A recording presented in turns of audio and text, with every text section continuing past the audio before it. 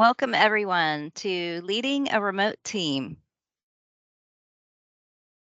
We're so glad you've joined us today to see if managing a remote team is truly a mission impossible. I'm Ginger Cookson, VP of Design, and I've been with Kamiko Designs for 23 years as of about today. My technical intelligence is being the human form of Gorilla Glue. I get all the pieces moving and functioning together, filling in the cracks to create a cohesive group that is even more valuable than the parts by themselves. And I'm Lisa Hogan, Director of Spec Services, and I've been with Kamiko Designs for about 2.5 years.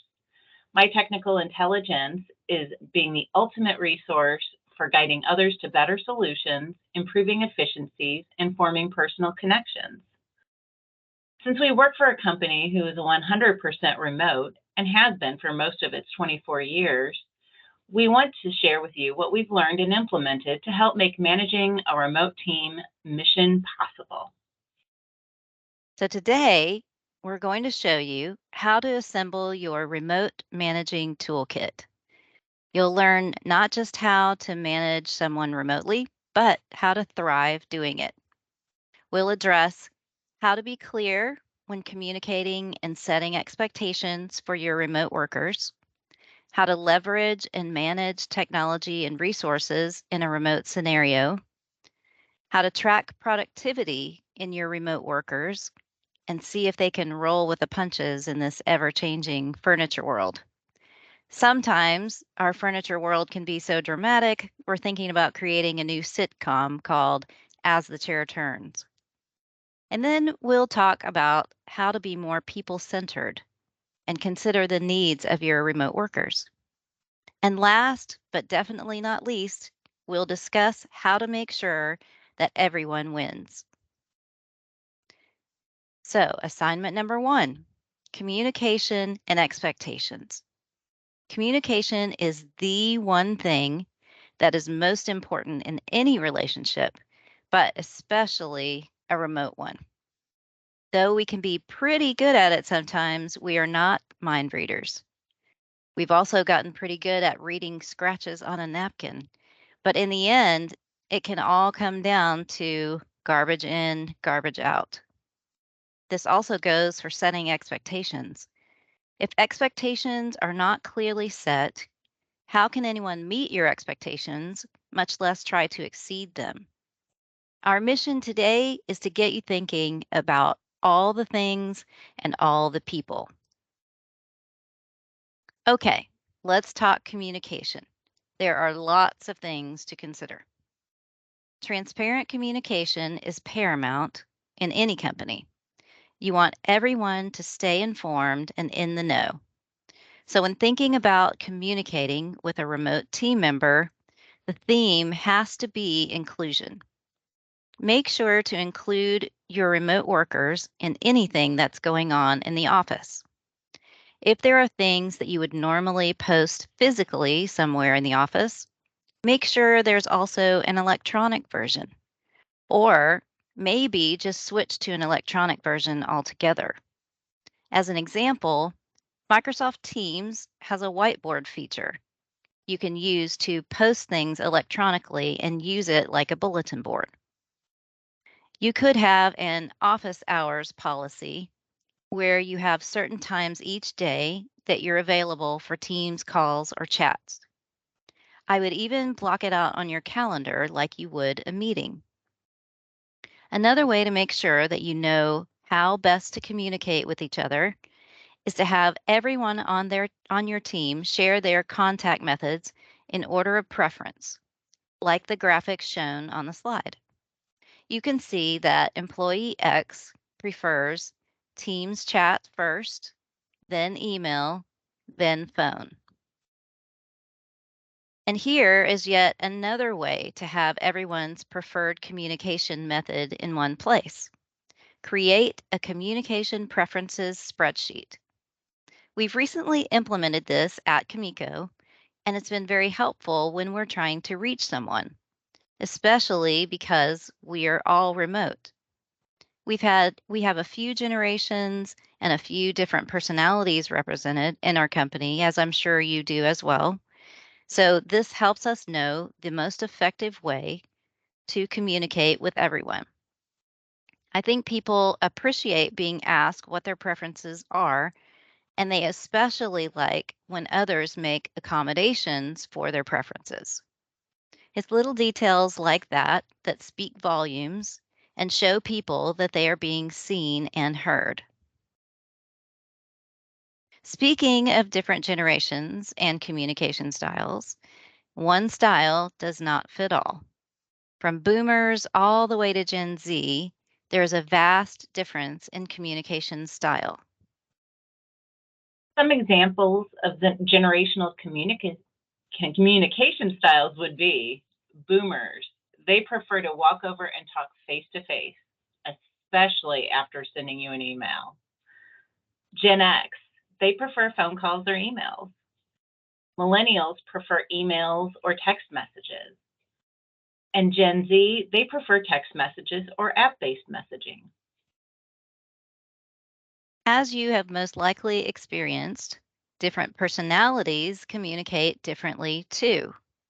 Just think about the two most polar opposite people in our industry: salespeople and designers.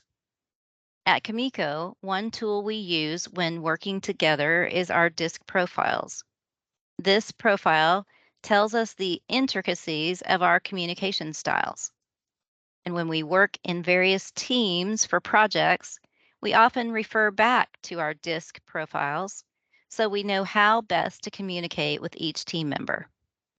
Having that knowledge helps us tailor our communication by person, which then helps us be better teammates and have stronger teams. Thoughtful, tailored communication, it does take time, so make sure that you allow time for it in your schedule. Now, let's talk about expectations. Expectations of all kinds have to be set and then monitored. If not, it's like having someone build an IKEA desk without instructions. Some people would figure it out on their own, but the majority would struggle and end up missing things and start yelling obscenities and probably give up. I know a lot of dealerships like to let people figure things out on their own, otherwise known as throwing them in the deep end. But I encourage you to put some extra processes in place when it comes to remote workers. It will definitely pay off in the end. Inform your remote workers on how you want them to communicate with you, their team, and especially their clients. And then monitor their emails for a while just to make sure that they are meeting your expectations. Remember, it's not only about how they're communicating, but it's also about when they're communicating. You want to let the people who you're communicating with know that you're all over it and that you're taking care of them. So a response to them needs to be timely. Set the expectation of what the communication rule of thumb is, and then monitor and coach. In addition, you also have to take the time to ensure that the tasks you are giving are clear and that others understand what is expected of them. Also, be an active listener with your remote workers. Sometimes that can mean listening to not only what they're saying, but also to what they're not saying. Try to listen more than you speak so you can better understand their needs. Assignment number 2. Now that we've covered communication and expectations, let's discuss how to leverage and manage technology and resources in a remote scenario. Setting yourself up for success to work remotely is key. We have 3 main ingredients for your remote toolkit. First, technology. You'll need a computer powerful enough to handle the software. We recommend purchasing as much computer as your company can afford. Since technology changes so frequently, we suggest aiming higher than the standard CET minimum requirements and going with the CET minimum requirements for augmented reality or virtual reality. These requirements will provide more memory, more speed, and a better graphics card. Second, find a dedicated space with privacy. Treat this space as a true workspace and not as an afterthought. Yes, working from your dining room table can be done for short periods of time, but it's not quite as comfortable. And having a space where you do not have to put your work and tools away every day is super convenient. Third, ensure your worker has the proper ergonomic tools for their workspace. There's a lot to be said for an ergonomic chair. Maybe your company will allow them to borrow one. Also consider having an extra monitor, a camera for online meetings, a height adjustable table, noise canceling headphones. Will they need a printer or additional filing? Many companies have rules for bring your own devices, so understand what your company will provide them with versus what they may need to purchase on their own. Along with the technology, there are many apps you can use with remote working. Basic programs such as Microsoft Office Suite and Microsoft Teams. Design software such as CET, Project Spec 5, and the other one that shall not be named. PDF editors such as Adobe Acrobat Professional and Bluebeam Review. Online file access. Many of your companies may have a server or VPN access, but are remote workers able to access these easily without lag time? If not, you may want to consider Dropbox, WeTransfer, Microsoft OneDrive, or Microsoft SharePoint for file sharing. Meeting apps such as Microsoft Teams, Zoom, and WebEx. Messaging and communication apps such as Microsoft Teams and Slack. Project tracking apps such as Microsoft Planner, Monday, Trello, Core, and Smartsheet. And scheduling apps such as Monday, Trello, Squaretable, and Calendly.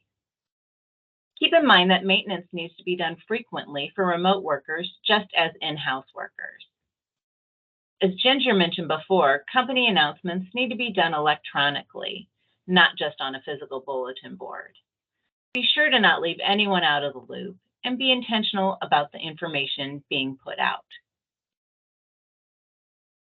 One of the most important technological aspects to working remotely has to do with connectivity. Be sure you have a strong internet connection and speed. As we all know, this can make all the difference in the world. Ensure your remote employee has good cell service. It's okay that it happens to all of us once in a while, but we wouldn't want that to happen every time. Consider boosting cell and Wi-Fi service with products like Google Home or Arrow. When we hire a new employee, we start with a few meetings. The first meeting is an onboarding meeting with Val, our operations manager. She sends out the employee handbook, goes over how we do timekeeping, and most importantly, how we get paid. The second is an onboarding meeting with their team lead. They show where files are saved, discuss how to save documents, review dealer standards, and discuss the Kamiko design process. After that, it's good for the team lead and remote worker to work on a project together so they understand how the dealer does things, meeting daily or several times a day to show them the process. The team lead involves them in emails and other communication with the dealer so they can learn how we word things. Expectations are set with standards, notes, and timeframes. Setting tasks and milestones for them to meet as they're going along is crucial. We recommend complete visibility with client communication. When onboarding a new or remote worker, we also recommend finding them a tech buddy. We understand that some of you have IT groups that help with the following, but they don't always know the ins and outs of what we do. They can help with the following: loading software and catalogs, software issues. It could even be a different person for each type of software you use. Connectivity issues. Who on your team has a knack for technology and can help with this? Designate an expert within each team for updates, reminders, and assistance. At Kamiko, we have a designer who is really great with technology and can be the middleman between our other designers and our IT group. She can help with many issues, but will be clear in when to go directly to our IT group. When onboarding new designers, I also provide a list of the CET extensions, accessories, and tools I want them to have, so that when they are ready to work, they have everything they need. So I'm sure you've felt this way about your technology at one point or another. And why does it have to happen at the most inopportune time? We have some statistics from Dell. Can you believe that having a bad technology experience can make you feel twice as stressed? And for my fellow introverts out there, it's almost 30% more stressful than being asked to sing a song in public. No, thank you. I know it's hard for a company to keep investing in new tech, but do they know that workers can achieve 37% more in a workday when they have newer technology with correct software and services? In addition, a bad tech experience can impede employee performance by more than 30%. That's like adding 2 extra days to your work week. No, No. thank you. Yes, no, thank you. Absolutely. All right. Assignment number 3, productivity and flexibility. Now, I know one of the main conversations out there when considering remote workers is, how do I know if they're working when they're at home and they're not sitting in front of me? And if it hasn't crossed your mind, it's most likely crossed your dealer principal's mind. For someone who's been working remotely since the year 2000, which is forever and ever ago, I know that remote working is definitely not for everyone. So let's talk about some ways to monitor productivity for remote workers and also some ways to allow remote workers some flexibility. One of the best ways we've seen to help monitor productivity revolves around time management. Making sure everything is getting done in a timely manner is a skill that you have to learn. The first piece is estimating time, and it's usually something that you have to practice to perfect. It doesn't normally come naturally. If your dealership doesn't track time or bill for time, your designers should still know how to estimate time. That way, when salespeople or a client asks them when they can have something back, they can be fairly accurate in their response. And maybe it's not on the spot, but at least they'll be able to figure it out and respond back at some point. At Kamiko, we usually start with having designers estimate how long they think something will take, and then compare that with how long something actually took them to complete.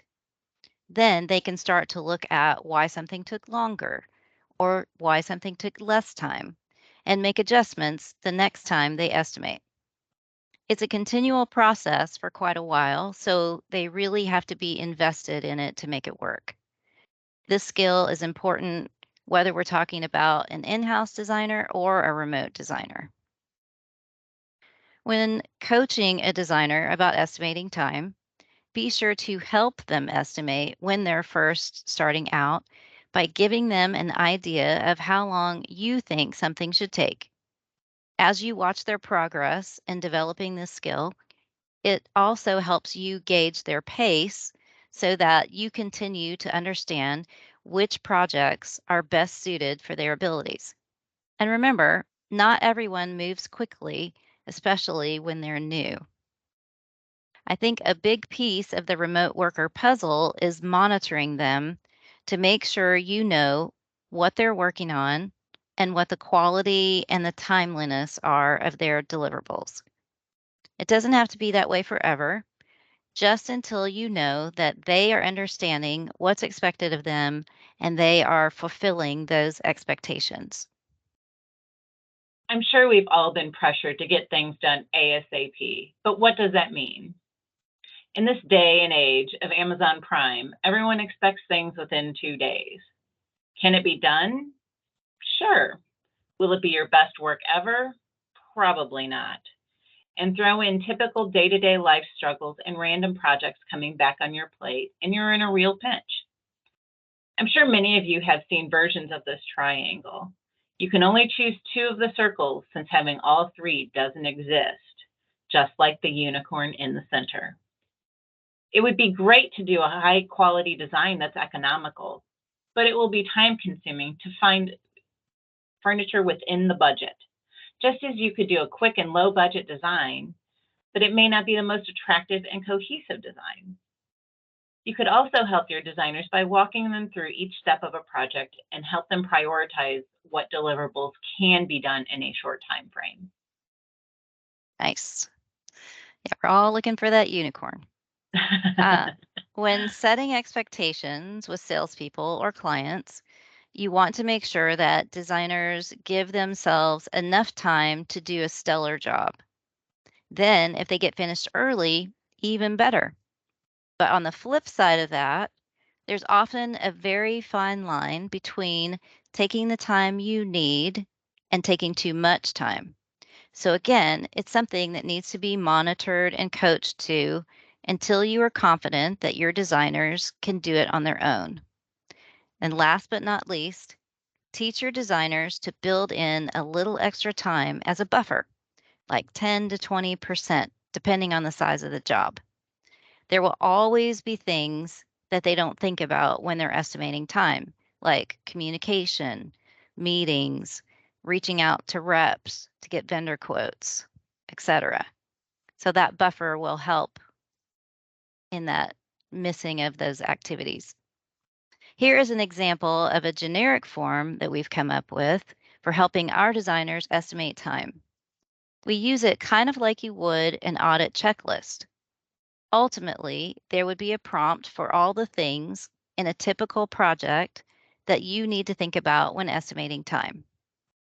I'd also like to share with you some ways that we've seen our dealers do estimating.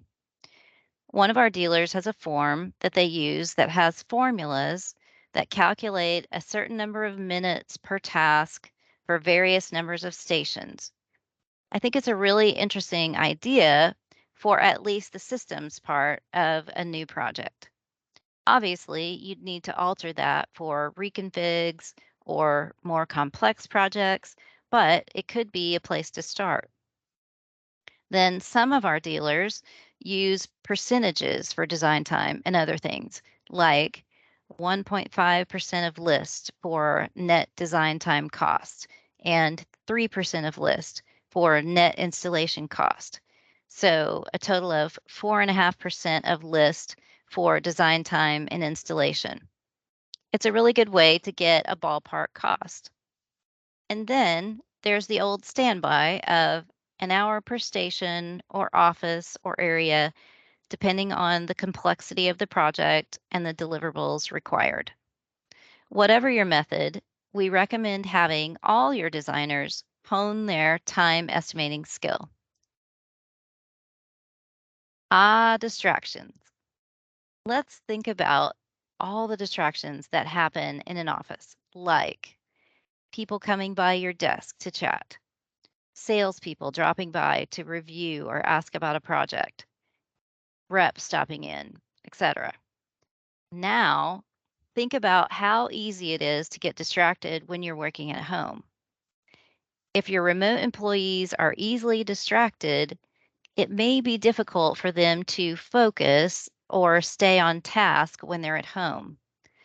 Since Kamiko is a 100% remote company, we polled our team to see what tips they've come up with during their time at Kamiko for minimizing distractions. So if you have pets in your home office, keep extra toys at your desk for them to play with. Close the window shades so they can't see what's going on in the neighborhood. especially when you're on a call or doing a presentation. Have busy bones or treats handy to keep them occupied. Walk your dog at a set time during the day, maybe over a lunch break. If you have babies or children, set up your office in a room with a door. Let them know if the door is closed, it means do not interrupt. If you have babies, get to know their patterns and schedule your day around their schedule. If you have young children, set them up with Miss Rachel on YouTube. Or if you have older kids, schedule them for some online classes through a source like outschool.com. And for your phones, everyone's evil. Place your phone across the room so that you don't feel the need to check it so often. Also, get to know how you work best when you are the most focused and schedule your day around that. For example, we have a designer, Ashley, in our group who knows that she needs to do her most detailed and focused work in the morning when she's fresh, and then her less detailed work in the afternoon. So she tries to schedule her day around that. If you have a lot of background noise in your space, like maybe someone else is working at home in the same room as you, a good pair of noise canceling headphones work really well. And then if you crave background noise, maybe your space is too quiet, go work in a cafe or a co working space. But make sure to take those noise canceling headphones along with you. As far as housework goes, keep the area in which you work clean and free from visual distractions. For off hours notifications and emails, make a conscious choice to set your notifications properly when you're not working. Schedule them when you're okay with them coming through. For emails, schedule time in your day or every few hours to go through a batch of emails so you're not constantly being pulled away from what you're focused on. And then for other thoughts that come up, keep a pen and paper handy to write your to-do list things down so you don't forget them. Once you write them down, just release them from your mind so you can focus. You maybe use a timer to do focus work for 30 to 60 minutes, and then celebrate your accomplishment with 10 to 15 minutes of stretching or maybe walking the dog. As far as multitasking goes, when working remotely, we have a tendency to answer emails and respond to chats, but try to avoid multitasking during calls and meetings to improve engagement. For sure. According to Gallup, engaged employees feel a greater connection with their work and are thus more productive. Improved productivity leads to greater profitability. And what company doesn't want that? Engaged workers are 21% more profitable than those who are disengaged. Engaged workers also have greater job satisfaction and are less likely to leave their company. Reduced turnover rates mean reduced costs for recruiting, hiring, and training new hires.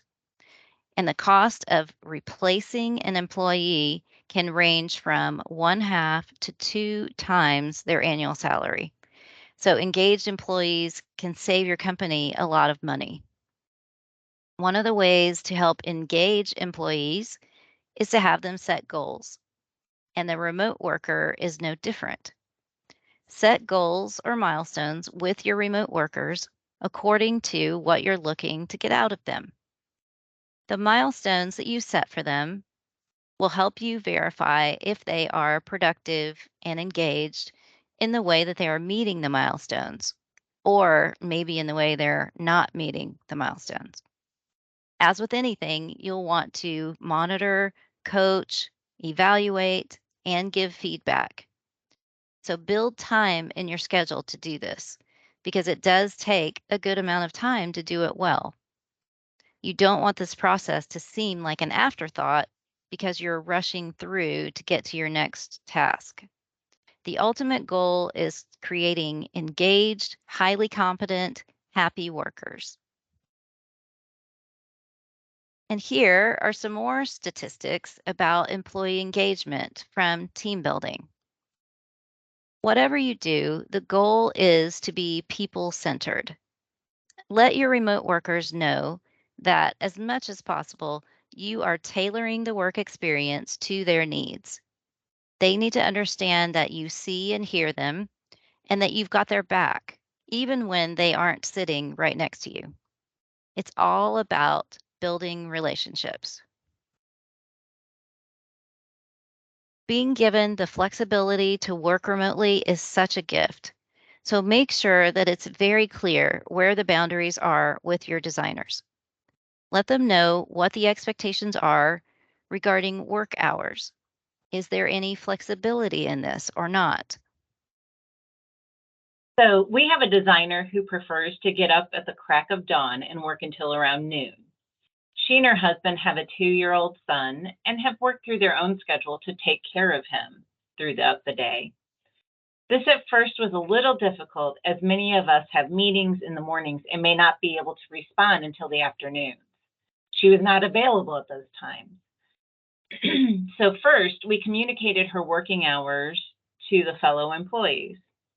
Then she added her working hours into her email signature and a shared calendar.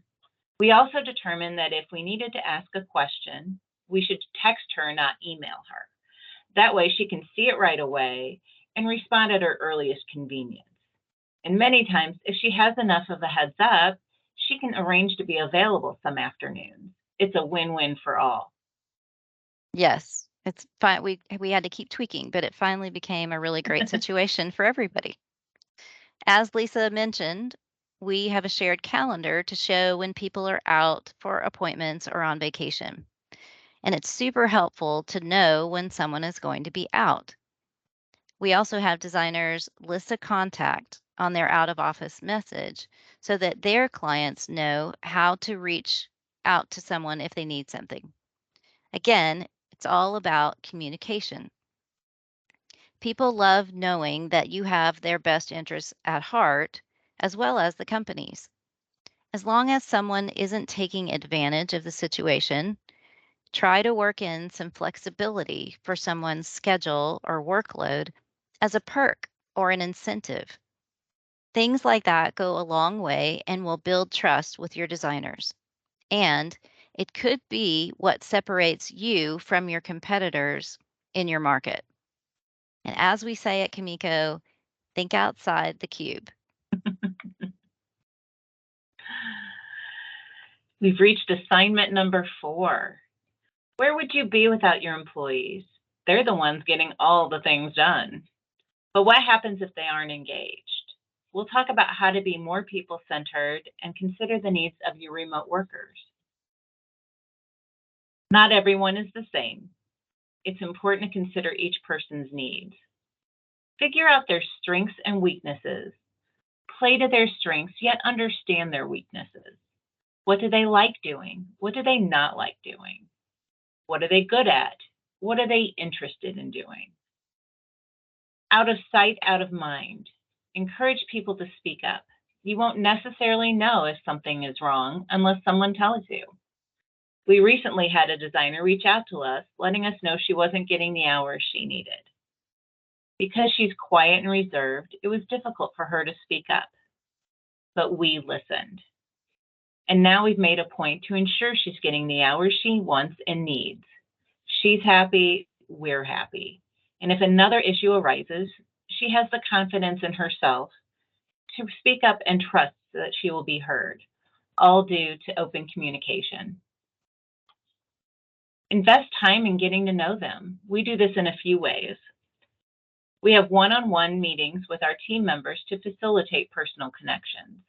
We discuss work-specific items, but we also discuss what's going on in our lives. This is one of my favorite things, as it's laid back, and I find the time spent with them is incredibly rewarding on so many levels. We have stand-up meetings with the entire team 3 times a week. Sometimes we do fun activities to get to know each other, such as trivia games or sharing pics of our pets and families. We recently had a virtual baby shower for one of our designers, where we all designed a nursery using designwithfriends.com. and voted on our favorites. And boy, were they super cute. It was lots of fun too. Yes. And most importantly, support your team in a genuine and authentic way. And by the way, this applies to all employees, not just the remote ones. Now that we've discussed how to get to know your team, it's also important to understand who would make a great candidate for remote work. As you know, not everyone is cut out for remote work. People are attracted to it, but can they be productive in a remote environment? We've listed out a few key characteristics to understand who would be more fitted for this type of work. A person who craves in-person social interaction, lacks a lot of experience in the workplace, someone who's easily distracted, and someone who is organizationally challenged may not be an ideal candidate for remote work. On the other hand, someone who is great with heads down work, someone who is self-sufficient, someone who is self-motivated and good with time management would be a perfect candidate for remote work. Yes. And they have to have 4 hands. Lots of hands. It's important. It's important to understand that everyone is different, and it doesn't mean that the people on the previous slide would not be great at their jobs. It just means that they may not be very productive in a remote working environment. With time, experience, and structure, they could potentially transform into a good candidate for remote work. You now have your remote candidates. What's next? People get uneasy without some sort of structure in place. Be sure to create a remote working structure, whether it be set hours, set communication, set expectations, and understand that there may need to be tweaks made. Most importantly, treat all workers, remote or not, equally. Yes, everyone has a different personality. Yes, some have different needs. There are always going to be exceptions to the rules, but if you're treating everyone fairly and equally, your team will excel. Remote workers need to feel they are part of a company and not isolated on their own little island. Make sure you're inviting them to lunch and learns, company parties, happy hours, and industry events. Encourage them to work with one another on projects, whether in or out of the office. Inclusion is key. According to a 2022 global study by Gartner, did you know that only 25% of remote or hybrid workers feel connected to their company's culture? That's a pretty low number if you ask me, and it also says a lot about company culture and how it affects employee engagement. However, according to Zippia, highly engaged employees are 87% less likely to leave a company, meaning that improving hybrid experience can improve retention. It's important to show up for work and show up for life. Giving time to both things makes you more engaged in both areas and can make for a more well-rounded life. Remote work can allow you to succeed in both. According to Gallup, when your culture is wrong, employees and customers leave. Above, you can see many positive outcomes when a company has a positive and strong company culture, and it doesn't just happen overnight. It takes work, transparency, and trust to build a positive culture. While you may not be able to control the overall company culture, you can potentially control what happens on your team. As I mentioned before, inclusion is key. Treat all of your employees fairly and equally. Having someone other than you to go to will help relieve some of your stress and time and build relationships amongst your other team members. Weekly meetings with remote employees are important in order to maintain connection and ensure they're getting all they need from you and your company. So in my previous life at a dealership, when interviewing new hires, they often asked about how they can grow within the company. Having a well thought out career path can not only help you as a manager, but can help your workers understand how they can grow and move up in the company. Assess their strengths and find opportunities within the company to help them design their path and grow. Challenge your team members to keep them engaged with one another and with the company. Here's an example of our Kamiko career path. This is a great way to show what the possibilities are for our designers while the company grows and adds more people to the mix. And last but not least, assignment number 5, make it a win 3D. So this is a phrase that we've coined at Kamiko that basically means it's a win for everyone. It's a win for us, it's a win for our clients, it's a win for Kamiko, the company. And so we want to share with you how to think about your problems and come up with solutions that are win 3Ds. Let's talk about shifting your perspective. I'm going to be completely honest. If you have a negative view on remote workers, odds are it probably won't work out. You'll always be setting up scenarios where things will fail just to prove your point, whether consciously or unconsciously. You have to commit for it to work well. You have to be in it to win it and do whatever it takes to make sure that remote situations work. I can tell you from literally decades of experience doing this that having remote employees can work. It is a different way of thinking, and you do have to find the right people. If you want to make the remote scenario work, but you don't want to be the person running it, then find someone on your team who likes to mentor people and is a good project manager. Just because you don't want to do it or you feel like you don't have the time to do it doesn't mean that it can't be done. It's more about finding a viable way and the fact that it doesn't always have to be you doing it. It's time to shift your perspective. At my previous dealership, when we were trying to hire designers, we struggled with finding candidates that were in the area.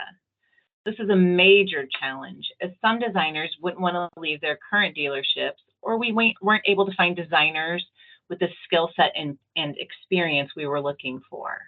However, if we had been willing to hire for a remote design position, we could have increased the number of potential candidates. This is great, especially for a smaller dealer in a smaller city.